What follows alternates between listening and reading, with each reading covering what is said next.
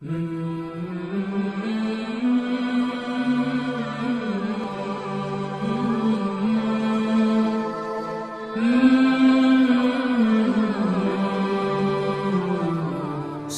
عليكم ورحمة الله تعالى وبركاته.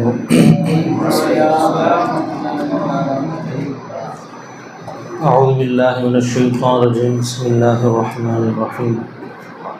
إن الله وملائكته يصلون على النبي يا أيها الذين آمنوا صلوا عليه وسلموا تسليما. اللهم صل على سيدنا محمد وعلى آل سيدنا محمد وبارك وسلم عليه. நம்ம எல்லாம் முஸ்லீமாகவும் முஃமினாகவும் அதிலும் குறிப்பாக கண்மணி நாயகம் ஸல்லல்லாஹு அலைஹி வஸல்லம் அவர்களின் பாக்கியம் பொருந்திய ஒரு உம்மத்திலே அங்கத்தினராக நம்மை ஆக்கியதும் புரிந்தானே அந்த அல்லாஹ்வுக்கு எல்லா புகழும் அல்ஹம்துலில்லாஹ். மேலும் காமிலான ஷேഖ்மார்களுடைய கரங்களை பற்றி பிடித்து அவர்களுடைய நஸரின் முபாரக்களை நம்மை எல்லாம் அமர வைத்தானே அந்த அல்லாஹ்வுக்கு எல்லா புகழும் அல்ஹம்துலில்லாஹ். லா இலாஹா இல்லல்லாஹ் முஹம்மதுர் ரசூலுல்லாஹி ஸல்லல்லாஹு அலைஹி வஸல்லம்.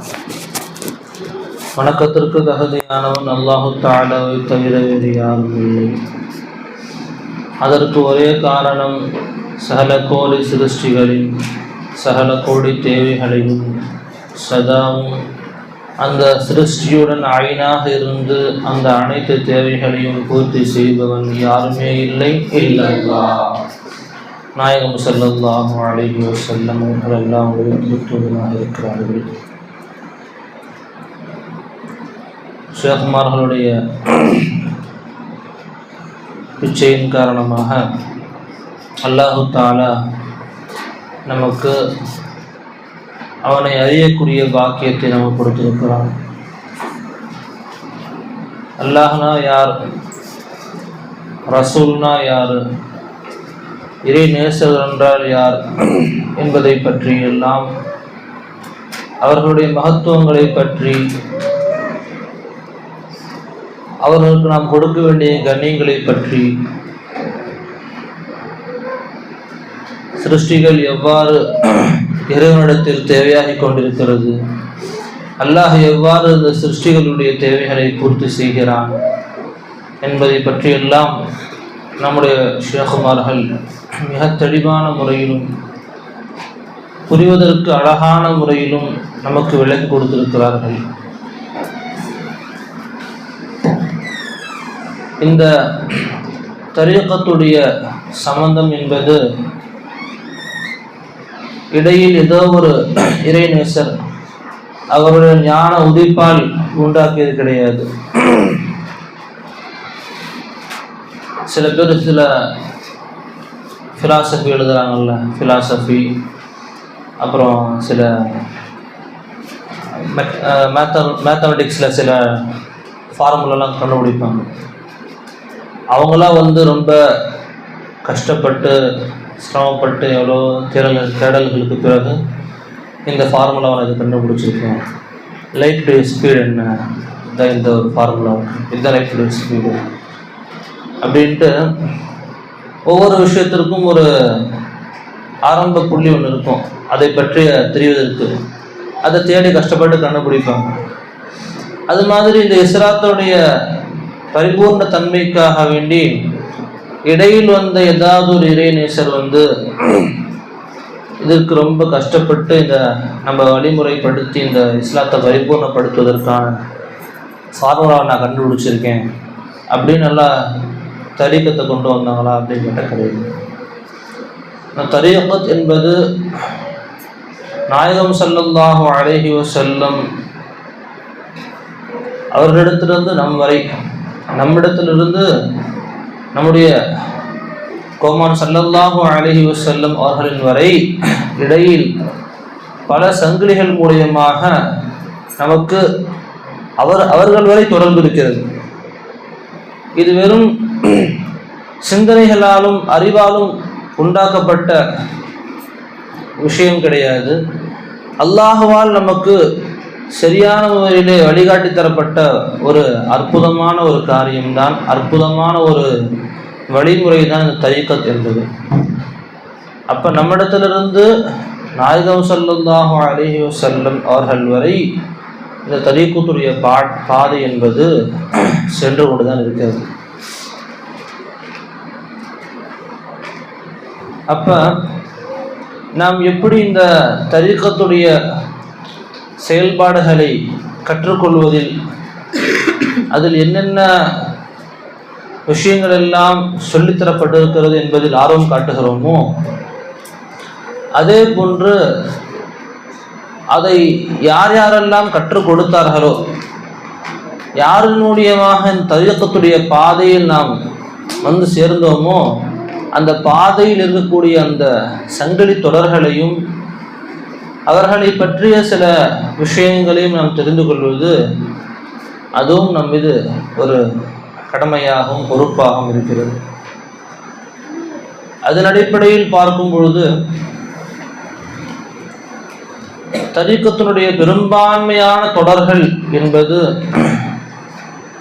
சையதுனா அலி ரலியல்லாஹு தஆலா அன்ஹு அவர்களிடத்திலிருந்து நாயகம் ஸல்லல்லாஹு அலைஹி வஸல்லம் அவர்களிடத்திலே எத்தி வைக்கப்படுகிறது. இன்னும் சில இடங்களில் அபூபக்கர் ரலியல்லாஹு தஆலா அன்ஹு அவர்களிடத்திலிருந்தும் சில தொடர்கள் வருகிறது.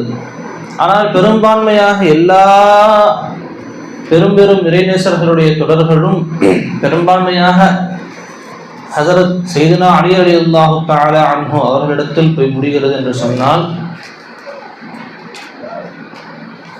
அலி ரலியல்லாஹு தஆலா அன்ஹு அவர்கள் தரீக்கத்திற்கு, அவர்களுக்கும் தரீக்கத்திற்கும் என்ன சம்பந்தம், ஏன் தரீக்கத் என்பது ஹஸரத் அலி ரலியல்லாஹு தஆலா அன்ஹு அவர்களின் மூலியமாக நம்மிடத்தில் அந்த சங்கிலி தொடர் வந்திருக்கிறது என்பதை தெரிந்து கொண்டால்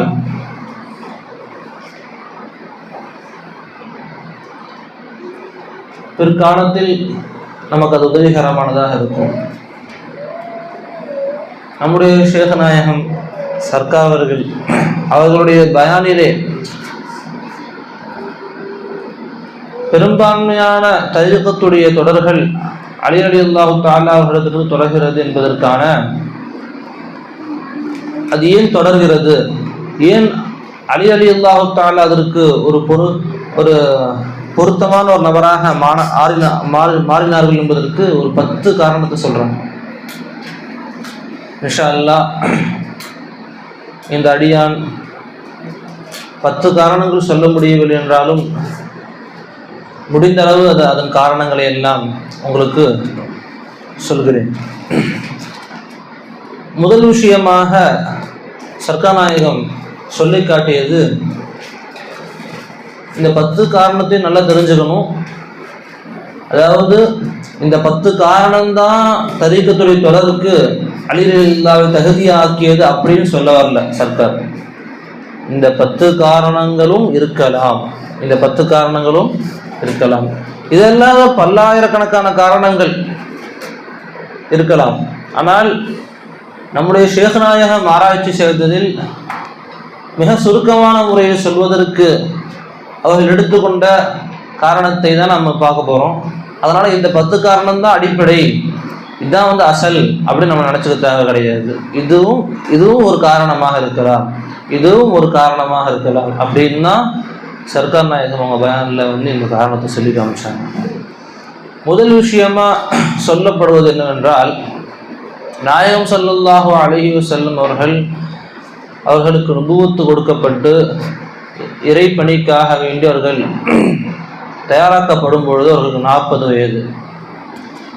பெண்களில் முதலில் இஸ்லாத்தை ஏற்றவர்கள் ஹஸரத் ஹதீஜா ரலியல்லாஹு தஆலா அன்ஹா என்பது நமக்கு தெரியும். ஆனால் ஆண்களில் யார் என்பதில் இக்திலாஃப் இருக்கு. சில பேர் அபூபக்கர் ரலியல்லாஹு தஆலா அன்ஹு அவர்கள் தான் முதலில் இஸ்லாத்தை ஏற்றார்கள் ஆண்களில் அப்படின்னு சொல்லப்படுது.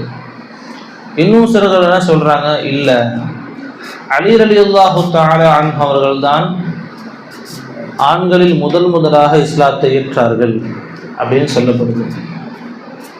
ஏனென்றால் அலி ரலியல்லாஹு தஆலா அப்படிங்கிறவங்க நபி ஸல்லல்லாஹு அலைஹி வஸல்லம் அவருடைய செச்சா புள்ள. அதனால எப்பவுமே நபி ஸல்லல்லாஹு அலைஹி வஸல்லம் அவருடைய வீட்டில் தான் இருப்பாங்க. எந்த காரியமாக இருந்தாலும் அவரிடத்தை தொடர்பு கொள்வார்கள், பேசுவார்கள், பழகுவார்கள். இந்த சமயத்திலே நுபுவத்துடைய அங்கீகாரம் கிடைத்து நபி ஸல்லல்லாஹு அலைஹி வஸல்லம் வீட்டிற்கு வரும்பொழுது ஹஸரத் அலி ரலியல்லாஹு தஆலா அவர்கள் வீட்டிலே இருந்தார்கள். என்ன புதுசாக தொழுறீங்க, புதுசான வணக்கங்கள் செய்கிறீங்களே அப்படின்னு கேட்கும் பொழுது, இதுதான் உண்மையான இறை பாதை என்பதை நாயகம் ஸல்லல்லாஹு அலைஹி வஸல்லம் அலி ரலியல்லாஹு தஆலா காட்டி கொடுத்தார்கள்.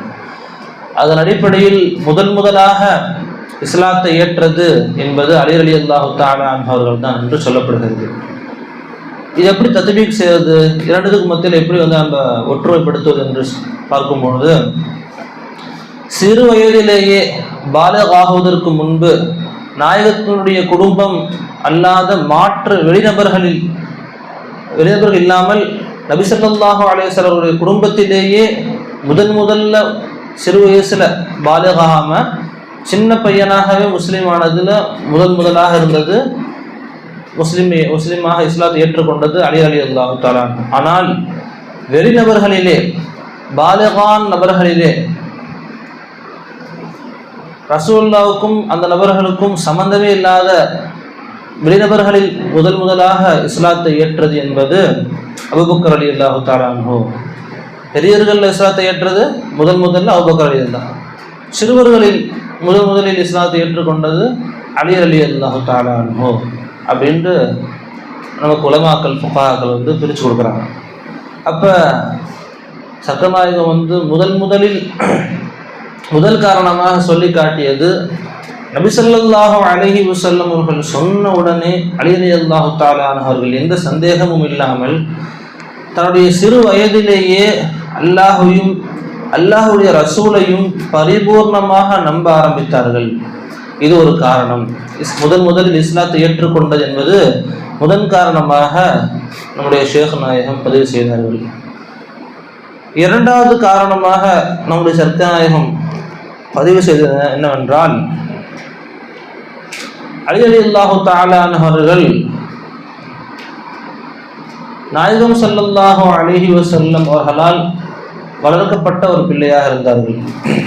அவர்கள் நபி ஸல்லல்லாஹு அலைஹி வஸல்லம் அவர்கள் வீட்டிலே தான் மிகுதமாக வளரக்கூடியவர்களாக இருந்தார்கள்.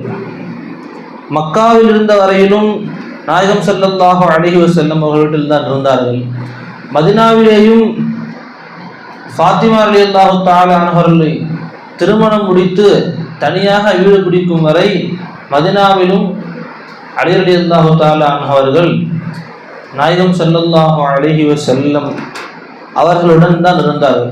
அப்பொழுது நபி ஸல்லல்லாஹு அலைஹி வஸல்லம் அவர்களுடைய உள்ரங்கமான குடும்ப விஷயங்களிலிருந்து வெளிரங்கமான மஹல்லா விஷயங்கள் வரை, மக்கள் விஷயங்கள் வரை எல்லாத்தையும், அனைத்து விஷயங்களையும், அனைத்து பரிமாணத்திலேயும் நபியை பார்த்த நபராக அலி ரலியல்லாஹு தஆலா இருந்தார்கள்.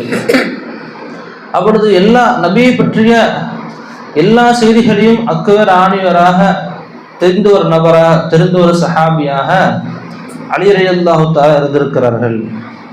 இது இரண்டாவது ஒரு காரணமாக சொல்லப்படுகிறது. மூன்றாவது காரணமாக சொல்லப்படக்கூடிய விஷயம் என்னவென்றால், அலி ரலியல்லாஹு தஆலா அவர்களுக்கு ஃபாத்திமா ரலியல்லாஹு தஆலா அவர்களை திருமணம் செய்து வைக்கப்படுகிறது. ஃபாத்திமா ரலியல்லாஹு தஆலா அவர்கள் இருக்கிறாங்களே, நபி ஸல்லல்லாஹு அலைஹி வஸல்லுக்கு மற்ற பிள்ளைகளும் இருக்கிறாங்க. உஸ்மான் ரலியல்லாஹு தஆலா அவர்களுக்கும் நபி ஸல்லல்லாஹு அலைஹி வஸல்லம் இரு மகள்களை உஸ்மான் ரலியல்லாஹு தஆலா திருமணம் முடித்து வச்சாங்க. ஆனால் அந்த மகள்களை விடவும் தனக்கு மிகவும் பிரியமான மகளாக, ஓப்பான மகளாக இருந்தவர்கள் யார் என்று பார்த்தால் ஃபாத்திமா ரலியல்லாஹு தஆலா தான். காரணம் என்ன அப்படின்னு பார்த்தா, எல்லா நேரங்களிலேயும் ஃபாத்திமா ரலியல்லாஹு தஆலா அவர்கள் ரசூலுல்லாஹ்வுக்கு உடன் இருப்பார்கள். இன்னும் ஏதாவது ஒரு போருக்கு செல்வதாக இருந்தாலும், மதீனாவை விட்டு வெளியே செல்வது, வியாபாரத்திற்கு செல்வதாக இருந்தாலும், எந்த காரணத்திற்காக மதீனாவை விட்டு வெளியே செல்வதாக இருந்தால் ஃபாத்திமா ரலியல்லாஹு அவங்ககிட்ட சொல்லாமல் வேற எங்கேயும் போக மாட்டாங்க. அந்த அளவுக்கு நெருக்கமான தொடர்பு அத்தாவுக்கும் மகளுக்கும் இருந்தது. அப்போ அப்படிப்பட்ட ஃபாத்திமா ரலியல்லாஹு தஆலா அன்ஹவர்களை அலி ரலியல்லாஹு தஆலா அன்ஹவர்கள் திருமணம் முடிக்கிறாங்க. நாயகம் ஸல்லல்லாஹு அலைஹி வஸல்லம் இறை ஞானத்தை பற்றிய அதிகமான விஷயங்களை ஃபாத்திமா ரலியல்லாஹு தஆலா அன்ஹவர்களுக்கு சொல்லிக் கொடுத்திருக்கலாம். அந்த விஷயங்கள் எல்லாம் அலி ரலியல்லாஹு தஆலா அன்ஹவர்களும் ஃபாத்திமா ரலியல்லாஹு தஆலா அன்ஹவர்களும் கலந்துரையாடி இருக்கலாம். அப்பொழுது இறை ஞானத்தை பற்றிய சம்பாஷணைகளும் பேச்சுவார்த்தைகளும் மிகுதமான முறையிலே அலி ரலியல்லாஹு தஆலா அவர்கள் குடும்பத்திலே ஏற்பட்டிருந்தது. அதுவும் அலி ரலியல்லாஹு தஆலா அவர்கள் மூலியமாக தரீகத் வெளிவருவதற்கு ஒரு காரணமாக நமக்கு அமைந்திருக்கிறது என்று நம்முடைய சர்தார் சொல்லி காமிச்சாங்க.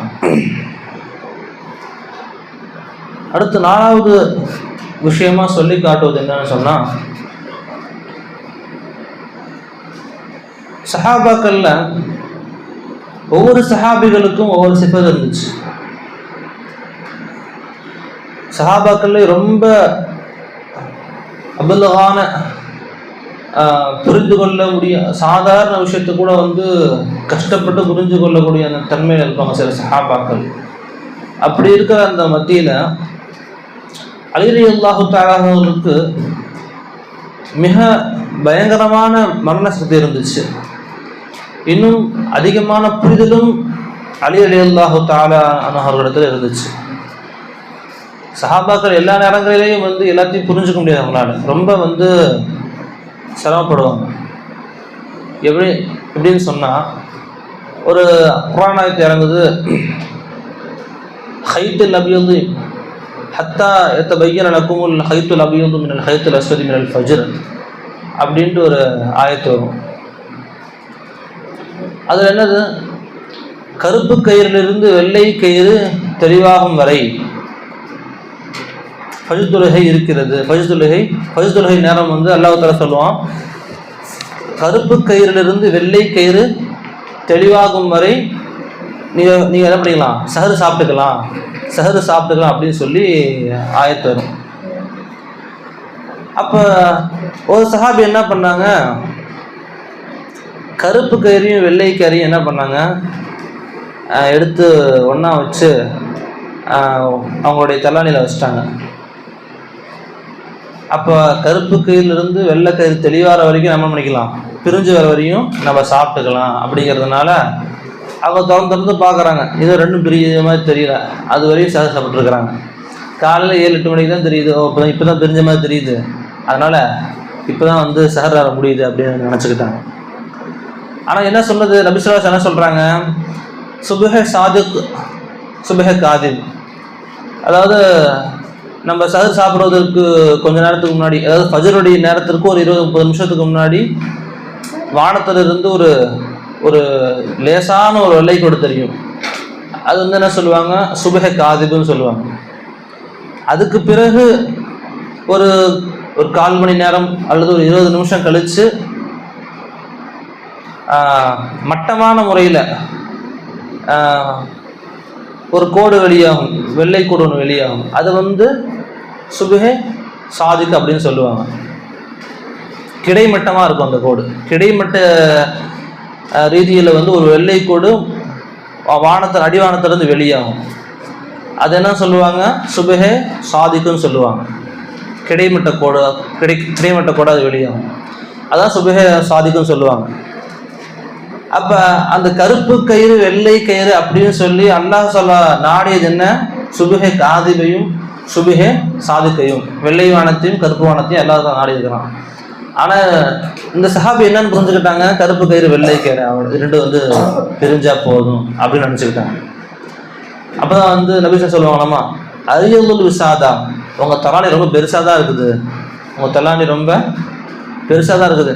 ஏன்னா கருப்புவானம் வெள்ளைவானத்தை எல்லாத்தையும் தூக்கி ஒரே இடத்துல தானிக்கு அடியில் வச்சிட்டிங்களா இல்லையா, அதனால் உங்கள் தலை ரொம்ப பெருசாக இருக்குது அப்படின்னு வந்து புழக்க பாஷையில் அதை செல்லமாக சொல்கிறதுக்கு பயன்படுத்துவாங்களாம். அரியதுல் விசாதா, அவர் தலை ரொம்ப பெருசுப்பா அப்படின்னு அர்த்தம், அவர் சரியாக புரிஞ்சுக்க மாட்டார் அப்படின்னு அர்த்தம், அதுக்கே பயன்படுத்துவாங்க அந்த வார்த்தையை. அப்போ அது மாதிரி ரொம்ப சஹாபாக்கள் இப்போ அதிகமான விஷயங்களை புரிந்து கொள்ளாமல் இருந்தார்கள். அப்படியும் நிறைய சஹாபாக்கள் இருந்தாங்க. ஆனால் அந்த சஹாபாக்களுக்கு மத்தியிலேயே மிக தெளிவான அறிவுடைய ஒரு மக்களாக, அறிவு ஞானம் கொடுக்கப்பட்டவர்களில் மிக சிறந்த ஒரு நபராக இருந்தவர்கள் யார் என்று பார்த்தால் அலி ரலியல்லாஹு தஆலா. ஏன்னா சில ஹதீஸ்களில் வருது, ஆனா மதீனத்துல் இல்மி வ அலியுன் பாபுஹா, நான் இல்மினுடைய பட்டணமாக இருக்கிறேன், அலி ரலியல்லாஹு தஆலா அன்ஹு அவர்கள் அதனுடைய வாசலாக இருக்கிறார்கள் என்று சில ஹதீஸ்களிலே இவ்வாறும் காணப்படுகிறது. அப்போ அந்த அளவுக்கு நாயகம் ஸல்லல்லாஹு அலைஹி வஸல்லம் அவருடைய எல்லா சொல்களையும் செயல்களையும், அது எந்த காரணத்திற்காக அது சொல்லப்பட்டிருக்கிறது, அது எதற்காக வேண்டி நாயகம் செய்தார்கள் என்ற எல்லா காரியங்களையும் தெளிவான முறையில் புரிந்து கொள்ளக்கூடிய ஒரு அறிவாற்றல் அலி ரலியல்லாஹு பெற்றிருந்தார்கள். பொதுவாகவே வந்து சொல்லுவாங்க, அலி ரலியல்லாஹு தஆலா அவர்களிடத்தில் கேட்கப்படக்கூடிய எல்லா கேள்விகளுக்கும் மிக இலகுவான முறையில் வந்து அலி ரலியல்லாஹு பதில் சொல்லுவாங்க. ஒருத்தர் வந்து அலி ரலியல்லாஹு கேட்டாங்க, இந்த மாதிரி பாலூட்டும் பிராணி என்பது எது, இன்னும் பாலூட்டாமல் இருக்கக்கூடிய பிராணி எப்படி தெரிஞ்சுக்கிறது அப்படின்னு கேட்கும் பொழுது, எந்தெந்த பிராணிகளுடைய காதுகள் எல்லாம் வெளியிலே தெரியும்படி இருக்கிறதோ அதெல்லாம் பாலூட்டி இனங்கள், எந்தெந்த பிராணிகளுடைய காதுகள் வெளியே தெரியாமல் இருக்கிறதோ அது வந்து பாலூட்டி கிடையாது அப்படின்ட்டு சொல்லி காமிச்சாங்க. அப்படி தான் பெரும்பான்மையான விலங்குகள் எல்லாமே இருக்கும். அப்போ சின்ன சின்ன வார்த்தைகளிலேயே பெரிய பெரிய பதில்களை அழைக்கிறவர்களாக இருந்தார்கள். இன்னொரு இடத்துல சொல்லப்படுது, அலி ரலியல்லாஹு அவருடைய தன்மைகளை சோதிப்பதற்காக 10 பேர் ஒரே கேள்வியை 10 பேர் கேட்டாங்களாம். ஒரே கேள்வியை 10 பேர் கேட்டாங்களாமா. ஒருத்தர் வந்து கேட்டு போகிறார் அதே கேள்வி, திரும்பி வந்து கேட்டு போகிறார் அதே கேள்வி, திரும்பி வந்து கேட்குறார் அதே கேள்வி. 10 பேருக்கும் 10 விதமான பதில்களை அலி ரலியல்லாஹு கொடுத்தாங்க அப்படின்னு சொல்லப்படுது. அதே மாதிரி மீராசுடைய சட்டத்தை வந்து கேட்கும் பொழுது மிக கடினமான ஒரு கேள்வியை ஒருவர் அலி ரலியல்லாஹு தஆலா ஹுத்பால மெம்பரில் ஏறி நிற்கும் பொழுது ஒரு ரொம்ப கடினமான ஒரு கேள்வி வந்து ஒருத்தர் கேட்குறாரு. சில வார்த்தைகளிலே அதற்கான பதிலை அலி ரலியல்லாஹு தஆலா சொல்லிவிட்டார்கள். இது போன்று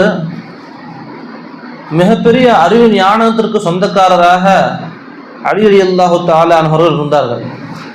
தரீகத்திற்கும் அந்த அறிவு மிகவும் தேவையானது. ஆனால் அல்லாஹ்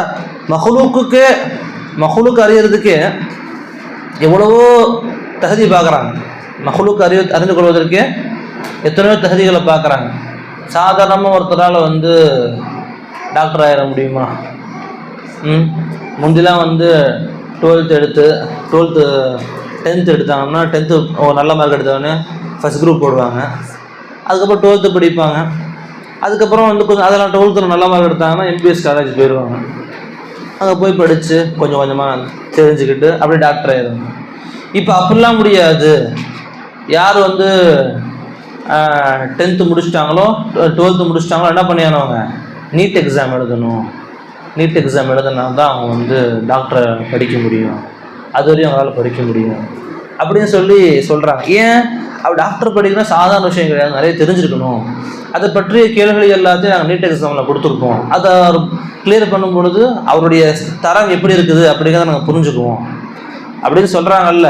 அப்போ சாதாரண ஒரு மஹ்லூக்கை பற்றிய படிப்புகளை படிப்பதற்கே ஏகப்பட்ட பரிசோதனைகள், ஏகப்பட்ட கேள்விகள் கேட்கப்படும் பொழுது, அவருடைய அறிவு ஞானங்களை நம்ம சோதிக்கும் பொழுது, அப்போ தரீகத்துடைய ஞானங்கள் ஹாலிக்குடைய ஞானம், அது ஹாலிக்கை பற்றிய ஞானம், அதோடைய ஞானங்களை ஒருவர் மனனம் செய்ய வேண்டும், அதை பாதுகாக்க வேண்டும் என்று சொன்னால் அவருடைய அறிவு எப்படிப்பட்டதாக இருக்கணும்.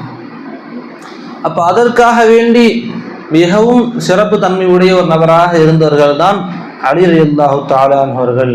எனவே அலி ரலியல்லாஹு தஆலா அவர்கள் அவர்களின் மூலம் தரீகத் நம்மிடத்தில் தொடர்வதற்கு இதுவும் ஒரு காரணமாக சொல்லப்படுகிறது. அதே போன்று சஹாபாக்கள் அவர்கள் 1,24,000 சஹாபாக்கள் இருக்கிறாங்க. ஆனால் சஹாபாக்களில் மிக உயர்ந்த அந்தஸ்து என்று பார்க்கும் பொழுது ஒவ்வொரு நபராக நம்ம சொல்லலாம், இந்த இந்த யுத்தம் அந்த யுத்தம் அப்படின்னு சொல்லி, பத்ர் சஹாபாக்கள் அப்படின்னு சொல்லி கொஞ்சம் கொஞ்சமாக எவ்வளோ உயரத்தினாலும் இறுதியில் இருக்கக்கூடியது 4 சஹாபாக்கள் தான். அபூபக்கர் சித்திக் ரலியல்லாஹு தஆலா அன்ஹு, உமர் ரலியல்லாஹு தஆலா அன்ஹு, உஸ்மான் ரலியல்லாஹு தஆலா அன்ஹு, அலி ரலியல்லாஹு. இந்த 4 சஹாபாக்கள் தான் அந்தஸ்திலே மிகவும் உயர்ந்தவர்கள். எத்தனை சஹாபாக்கள் இருந்தாலும் இவங்க கீழே தான் வருவாங்க. இவங்களுக்கு தாண்டி மேலே யாரும் வர முடியாது. அப்போ அந்த உயர்ந்த அந்தஸ்து இருக்கக்கூடிய 4 ஹலீஃபாக்களில் ஒரு ஹலீஃபாவாக யார் இருந்தான்னு பார்த்தா அலி ரலியல்லாஹு தஆலா இருந்தாங்க. 1,24,000 சஹாபாக்கள்ல உயர்ந்த அந்தஸ்துடையவர்கள் 4 ஹலீஃபாக்கள். இந்த 4 ஹலீஃபாக்கள்ல நபி மூத்தானதுக்கு பிறகிலிருந்து தான் வாழ்ந்த வாழ்க்கை அதனுடைய காலம் நீண்ட காலமாக யார் வாழ்ந்ததுன்னு பார்த்தா அலி ரலியல்லாஹு தஆலா தான் வாழ்ந்திருக்காங்க. உஸ்மான் ரலியல்லாஹு, அபூபக்கர் சித்திக் ரலியல்லாஹு தஆலா அவர்கள் 2.5 ஆண்டுகளில் மூத்தாயிட்டாங்க. அடுத்து 10-10.5 ஆண்டுகளில் நம்முடைய உமர் ரலியல்லாஹு தஆலா மூத்தாயிட்டாங்க. இப்படி சஹாபாக்கள் ஹலீஃபாக்கள்ல மூன்று ஹலீஃபாக்களும் விரைவாகவே இந்த உலகத்தை விட்டு மறந்து விட்டார்கள். ஆனால் கிட்டத்தட்ட 26 வருடங்கள் அலி ரலியல்லாஹு தஆலா அன்ஹு அவர்கள் ஹலீஃபாவாக ஆகுவதற்கு முன்பே அவர்கள் 26 வருடங்கள் இருந்தாங்க. அதற்கு பிறகுதான் என்ன ஆனாங்க, ஹலீஃபாவே ஆனாங்க அப்படின்னு சொல்லப்படுது. அப்போ அந்த ஹிலாஃபத்துடைய அந்த தன்மை என்பது மிகுதமாக இறுதியாக இருந்தது அலி ரலியல்லாஹு தஆலா அவங்க தான் இருந்துச்சு. அதுவரையும் இப்போ அபூபக்கர் சித்திக் ரலியல்லாஹு காலத்துலேயும் அலி இருக்க தான் செஞ்சாங்க. உமர் ரலியல்லாஹு காலத்தில் இருந்தாங்க, உஸ்மான் ரலியல்லாஹு காலத்தில் இருந்தாங்க. ஆனால் எந்த விதமான ரசூலுல்லாஹ் மறைந்ததிலிருந்து எந்த விதமான பிரபல்யமான போர்களுக்கும் கடுமையான போர்களுக்கும் அலி ரலியல்லாஹு தஆலா அவர்கள் செல்லவில்லை. ரசூலுல்லாஹ் இருந்தவரை எல்லா போருக்கும் அலி ரலியல்லாஹு போனாங்க. ஆனால் ரசூலுல்லாஹ் மறைந்ததற்கு பிறகு எவ்வளவோ போர் நடந்துச்சு. அந்த எந்த போர்களிலேயும் அலி ரலியல்லாஹு தஆலா அவர்கள் செல்லவில்லை. ஏன் அப்படின்னு கேட்டால் 3 ஹலீஃபாக்கள் அவங்க காலத்திலேயும் அலி ரலியல்லாஹு தஆலா ஒரு மஷ்வரா தேவைப்படுதுன்னு சொல்லி நீங்கள் வெளியே எங்கேயும் போக வேணாம், அலி ரலியல்லாஹு சொல்லிட்டாங்க, நீங்கள் வெளியே எங்கேயும் போக வேணாம், இங்கே இருந்து எங்களுக்கு மஷ்வரா கொடுக்கக்கூடிய ஒரு மஷ்வரா கமிட்டியில் ஒரு நபராக நீங்கள் என்ன பண்ணுங்க இருங்க அப்படின்னு சொல்லி அலி ரலியல்லாஹு தஆலா குலஃபாக்கள் தங்களுடனே வைத்து கொண்டார்கள். அப்போ 26 வருடங்கள் அலி ரலியல்லாஹு தஆலா ஃப்ரீயாக தான் இருந்தாங்க. இப்போ இந்த 26 வருடமும் அவர்களுக்கு மக்களை எப்படி பார்த்துக்கணும், ஊரை எப்படி கட்டமைக்கிறது, அதை பற்றி எந்த விதமான சந்தேகமும் இல்லை. இந்த 26 வருஷமும் தரீகத்துடைய ஞானங்களை தம்மிடத்திலே கற்றுக்கொள்பவர்களுக்கு போதிக்கக்கூடிய நபராக அலி ரலியல்லாஹு தஆலா அவர்கள் இருந்தார்கள். இதன் காரணமாகவும் அலி ரலியல்லாஹு தஆலா அவர்கள் என்னவா இருக்கலாம், அவர்களுடைய தொடர்பு அதிகமாக சில்சிலாவிலே வந்திருக்கிறது என்று சொல்லப்படுகிறது.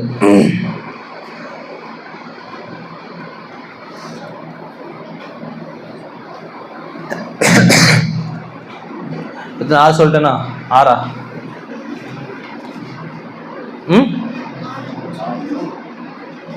5 சொல்லியிருக்கிறேன்னா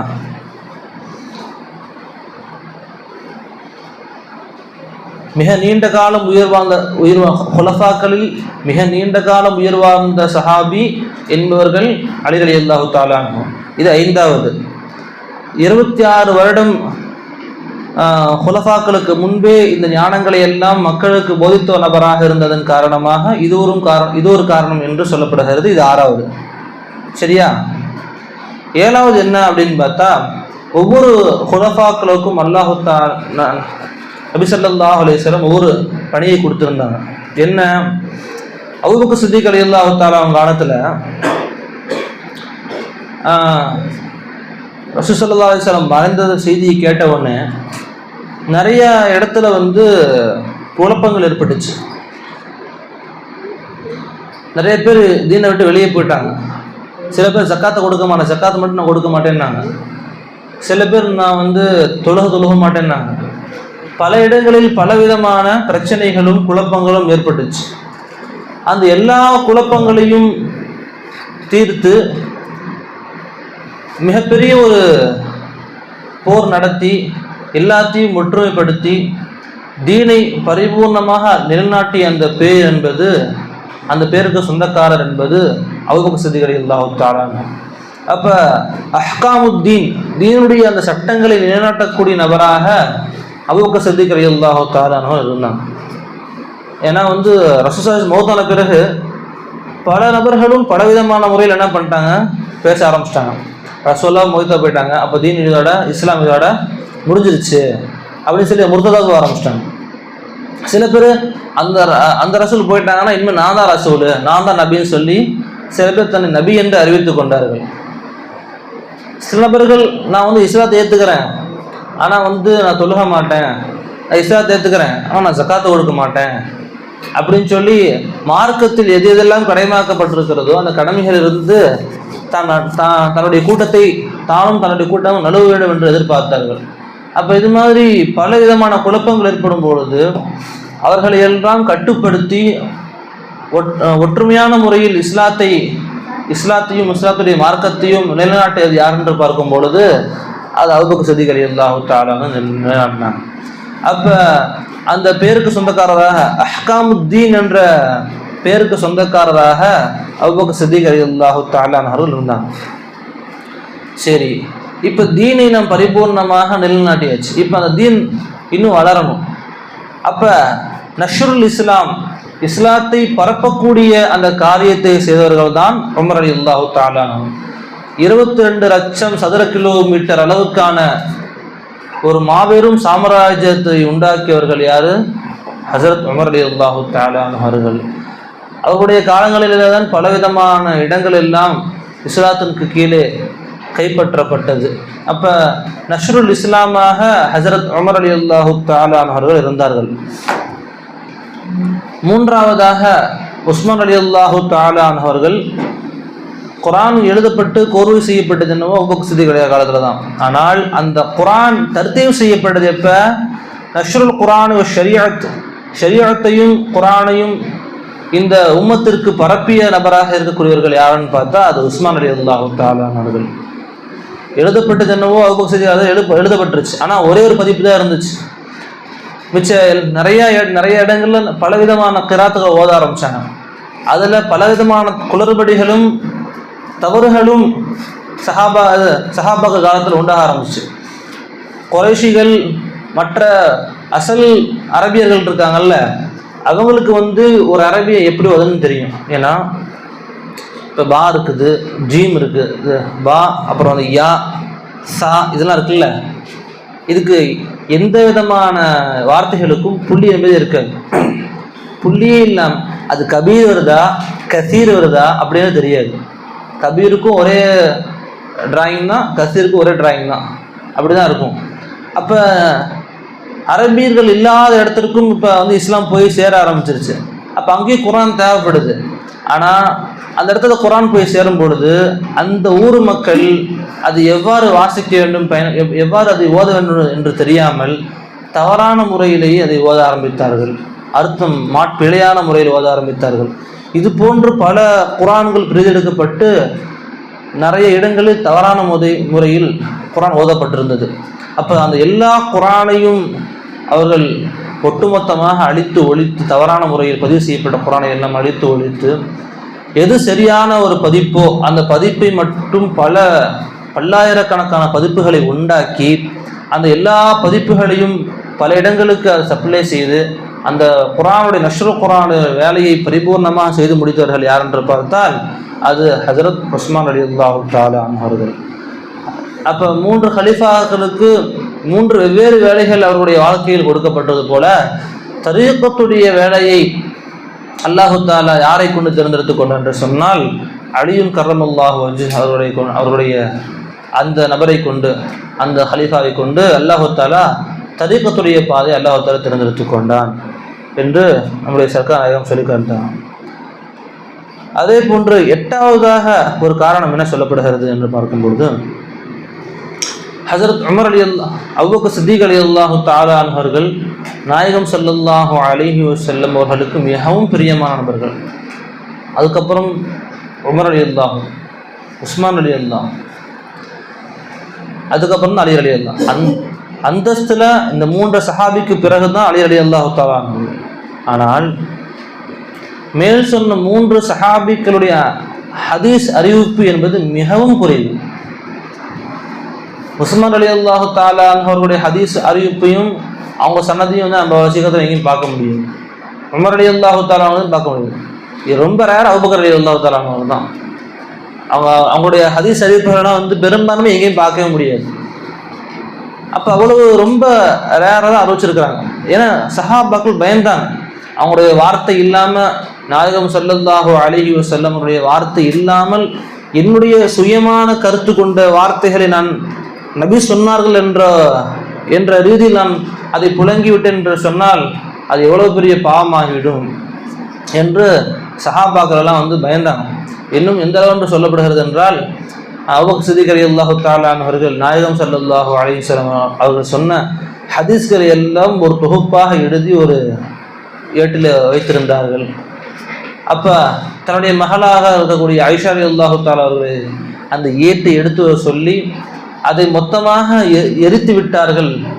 காரணத்தை கேட்கும் பொழுது, நாயகம் ஸல்லல்லாஹு அலைஹி வஸல்லம் அவர்கள் சொல்லாத ஏதோ ஒரு வார்த்தையை நான் ஹதீஸில் பதிவு செய்து விட்டேன் என்று நான் பயப்படுகிறேன் அப்படின்னு சொல்லி சொன்னாங்க. ஏன்னா மன் கதிபா அலைஹி முத்தஅம்மிதன், யார் வேண்டுமென்றே என் மீது ஒரு பொய்யை சுமத்துகிறாரோ ஃபல்யத்தபவ்வ மக்அதஹு மினன் நார், அவர் தன்னுடைய இருப்பிடத்தை நரகத்தில் தேடிக்கொள்ளட்டும், அவர் ஆக்கிக்கொள்ளட்டும் என்று நாயகம் ஸல்லல்லாஹு அலைஹி சொன்னாங்கள் அல்லவா. அப்போ நபியின் மீது நான் வேண்டுமென்று பொய் சொல்வதும் ஒரு தவறு தான், அறியாமையில் தெரியாமல் ஒரு பொய் சொல்றதும் அதுவும் தவறு தானே.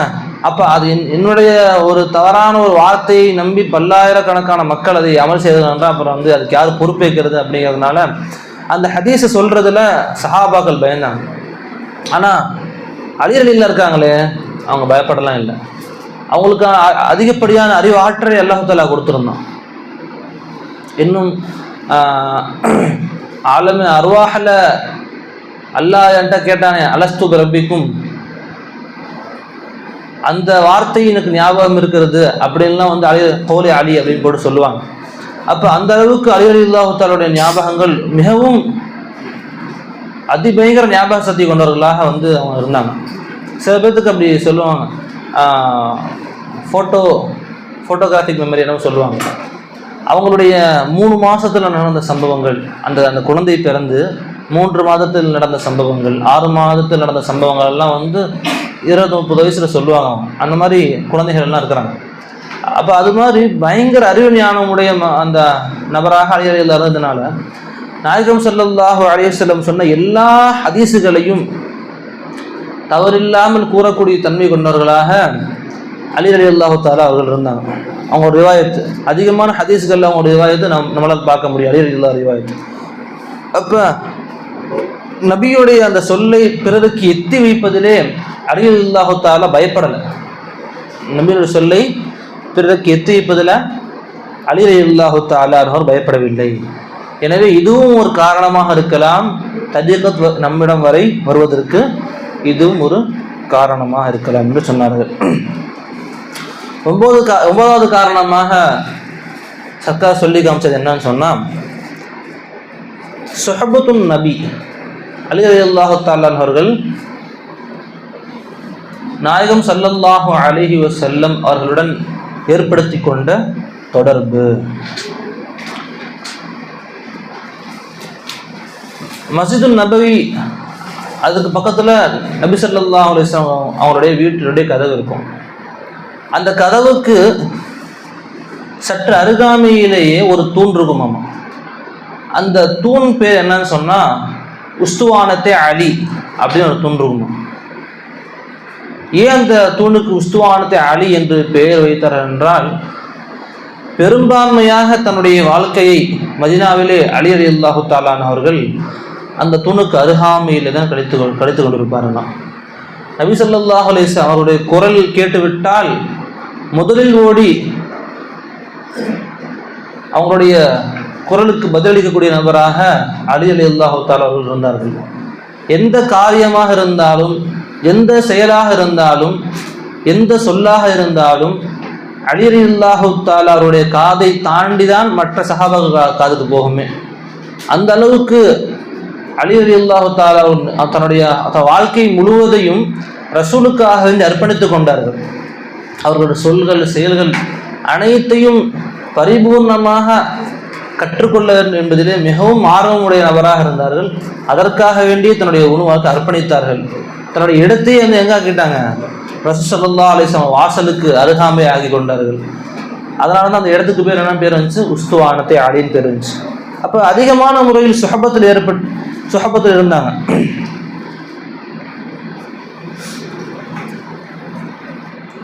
பத்தாவது காரணமாக சொல்லப்படுவது என்னன்னு சொன்னால், ஒவ்வொரு சஹாபாக்களுக்கும் நபி ஸல்லல்லாஹு அலைஹி வஸல்லம் அவர்கள் ஒவ்வொரு பொறுப்புகளை கொடுத்திருந்தாங்க. இப்போ ஹுதைஃபா ரலியல்லாஹு தஆலா அன்ஹு என்றால் அவங்க சாஹிபு சிர் அப்படிங்கிற பொறுப்பை அவங்க வச்சுருந்தாங்க.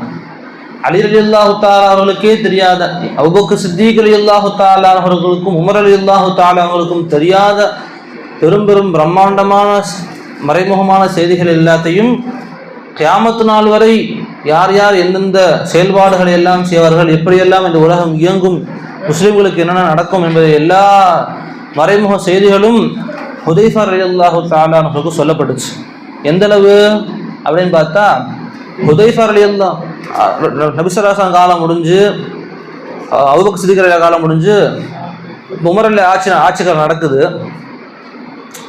ஏதாவது ஒரு நபர் முஸ்லீம்களில் மௌத்தா போயிட்டாங்கன்னா அந்த மௌத்தான நபருக்கு உமர் ரலியல்லாஹு தஆலா தொழு வைக்கணுங்கன்னா அவங்க தான் ஹலீஃபா. ஆனால் ஹுதைஃபா ரலியல்லாஹு தஆலா அவர்கள் எந்த ஜனாசாவிலே கலந்து கொள்கிறார்களோ அந்த ஜனாசாவுக்கு தான் உமர் ரலியல்லாஹு கலந்துக்குவாங்க. அது அல்லாத ஜனாசா ஹுதைஃபா ரலியல்லாஹு தஆலா ஏதோ ஜனாசாவில் கலந்துக்கலை அப்படின்னு சொன்னால், யாராவது தொழு வச்சுருக்கேன் நாங்கள் வேலையை போயிட்டு வராங்கன்னு சொல்லிட்டு உமர் ரலியல்லாஹு தட்டி கழிச்சிருவாங்க.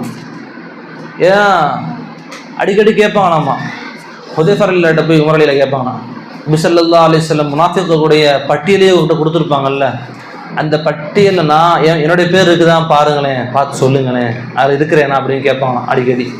அப்போ அந்தளவுக்கு சாஹிபு சிர்ராக பல ஞான ரகசியங்களை, பல உலக ரகசியங்களை பற்றிய எல்லா செய்திகளையும் அறிந்தவராக, சொல்லப்பட்டவராக இருந்தவர்கள் ஹுதைஃபா ரலியல்லாஹு தஆலா அவர்கள். அவர் கஅப் பின் மாலிக் ரலியல்லாஹு தஆலா அவர்கள் காரில் குர்ராவாக இருந்தாங்க, காரிகளுக்கெல்லாம் தலைவராக இருந்தாங்க. இப்போ இது மாதிரி ஒவ்வொரு சஹாபாக்களும் ஒரு தனிச்சிறப்புமிக்க ஒரு செயல்பாட்டிற்கு பொறுப்பாளர்களாக இருந்தார்கள். அதனால் ரசூல் ஸல்லல்லாஹு அலைஹி வஸல்லம் இந்த தரீக்கத்துடைய பொறுப்பை, மாரிஃபத்துடைய இல்மு ஞானங்களை பரப்பக்கூடிய பொறுப்பிற்கு சொந்தக்காரராக நியமிக்கப்பட்டவர்கள் யார் என்று பார்த்தால் அவர்கள் தான் அலி ரலியல்லாஹு தஆலா அன்ஹு அவர்கள். ஹஜ்ரத் ஸல்லல்லாஹு அலைஹி வஸல்லம் அவர்கள் தன்னுடைய தரீக்கத்துடைய ஞானங்களை அலி ரலியல்லாஹு தஆலா அவர்களுக்கு போதித்து, இந்த உலகம் இறுதி நாள் வரை எல்லா மக்களுக்கும் சென்றடைவதற்கான செயல்பாடுகளுக்கு பொறுப்பு கொடுத்தவராக, பொறுப்பாக்கப்பட்டவராக அலி ரலியல்லாஹு தஆலா இருக்கிறாங்க. இந்த 10 காரணங்களை நம்முடைய ஷேக் நாயகம் அவர்கள் சொல்லி, இந்த 10 காரணங்களும் அலி ரலியல்லாஹு தஆலா அவர்கள் வரை சனது செல்வதற்கு ஒரு காரணமாக இருக்கலாம். இதான் காரணம் சொல்லப்பா, இதுவும் ஒரு காரணமாக இருக்கலாம் என்று நம்முடைய சர்க்கார் நாயகம் சொல்லி காமிச்சாங்க. அப்போ நாம் என்ன தெரிஞ்சுக்கணும் அப்படின்னு பார்க்கும் பொழுது, நம்முடைய தரீகத் அலி ரலியல்லாஹு வரை செல்கிறது. இப்போ அலி ரலியல்லாஹு பற்றி தெரிஞ்சுக்கிட்டோம். அதுக்கு அலி ரலியல்லாஹு ஹசன் பஸ்ரி நாயகம் வராங்க. அதுக்கப்புறம் வந்து தாபிஈன்கள், தபா தாபிஈன்கள் அப்படியே வந்து நம்மளே வருது. இப்போ ஒவ்வொருத்தரையும் ஒரு சிஃபத் இருக்கும். அந்த முக்கியமான சிஃபத்தின் காரணமாகத்தான் அவர்களுக்கு அந்த ஒரு ஒரு தகுதியும் அந்தஸ்தும் கொடுக்கப்பட்டிருக்கும். அந்த அந்தஸ்து நம்ம இடத்துல இருக்குதா, அந்த நற்பழக்கங்கள் நம்ம இடத்துல இருக்குதா அப்படி நம்ம பார்க்கணும். அலி ரலியல்லாஹு பற்றி இன்னொரு விஷயம் சொல்லும்போது சொல்லுவாங்க, அலி ரலியல்லாஹு தஆலா தன்னுடைய மௌத்து வரை தன்னுடைய மறைவிடத்தை பார்த்ததில்லை என்று சொல்லுவார்கள். அந்த அளவுக்கு பேணுதலான ஒரு வாழ்க்கையை அலி ரலியல்லாஹு தஆலா வாழ்ந்தாங்க அப்படின்னு சொல்லுவாங்க. அப்போ அலி ரலியல்லாஹு தஆலா அவங்க வந்து தரிக்கத்து அவங்கள்ட்ட தொடர்பு வருதுன்னு அவங்கள்ட்ட சனது வருதுன்னு சொன்னால் சும்மா அவங்க எடுத்து கேட்டாங்க, சொன்னாங்க, அதெல்லாம் வந்துருச்சுங்க அப்படி கிடையாது. தன்னுடைய உடல், தன்னுடைய ரூஹ் அனைத்தையும் பரிசுத்தப்படுத்தி கொண்டார்கள். எந்த ஒரு தவறுக்கும் தன்னுடைய உடலை அவர் வந்து ஈடுபடுத்தலை. தன்னுடைய உள்ளத்தாலோ எண்ணத்தாலோ உடலாலோ அனைத்தையும் பரிசுத்தப்படுத்தினாங்க. அல்லாஹ் தஆலா தரீகத்துல் ஞானங்களை அவர்கள் மூலமா பரப்பக்கூடிய பாக்கியத்தை கொடுத்தான். அப்போ ஒவ்வொரு சஹாபாக்களிடத்திலேயும் ஒவ்வொரு வழிமார்களிடத்திலேயும் யாரின் மூலியமாக தரீகத் நம்ம விட நடந்திருக்கிறதோ அவருடைய வாழ்க்கை வரலாறு நம்ம தெரிந்து கொள்ளணும் என்று சொன்னால் அப்போ அவங்ககிட்ட என்ன சிஃபத் இருந்துச்சு, எந்த தன்மையின் காரணமாக ஒரு குறிப்பான ஏதோ ஒரு தன்மை இருக்குமா இல்லையா. நம்ம அவங்க வாழ்க்கை வரலாறு முழுமையாக படிக்கும்போது தெரிந்து கொள்ளும் பொழுது இந்த காரணம்தான் தரீகத் இவர்கள் மூலியமாக நம்ம இடத்தில் வருவதற்கு ஒரு அடிப்படையாக இருந்திருக்கு அப்படின்னு நம்ம ஒரு விளங்குவோமா இல்லையா. அந்த விளக்கம் என்பது நாம் ஒழுங்காக விளங்கினோம் என்று சொன்னால், ஒழுங்காக ஒரு வாழ்க்கை வரலாறு படைத்தோம் என்று சொன்னால், அவர்கள் தன்னுடைய வாழ்க்கையில் எவ்வாறெல்லாம் பரிசுத்தவானாக திகழ்ந்தார்களோ, எவ்வாறெல்லாம் சாலிஹீன்களாக போற்றப்பட்டார்களோ, அதுக்கு எந்த காரணம் உறுதுணையாக இருந்துச்சோ அந்த காரணத்தை நாமளும் என்ன பண்ணலாம், செயல்படுத்த நம்ம வாழ்க்கையை நான் செயல்படுத்தி தரீகத் நம்மின் மூலியமாக நமக்கு கீழ் வரக்கூடிய பரம்பரைகளுக்கு, ஜென்ரேஷனுக்கு தரீகத்தை எடுத்து செல்வதற்கு நாமும் ஒரு பாலமாக நாம் அமையலாம். எனவே தரீகத்துடைய பாலம் கியாமத் நாள் வரை செல்வதற்கு அந்த சங்கிலியில் நாமும் ஒரு தொடராக அமைவதற்கு அல்லாஹ் தஆலாவுக்கு வாய்ப்பளிப்பானாக. வாஹிர் தானா அல்ஹம்துலில்லாஹி ரப்பில் ஆலமீன். அஸ்ஸலாமு அலைக்கும் வரஹ்மத்துல்லாஹி தஆலா வபரகாத்துஹு.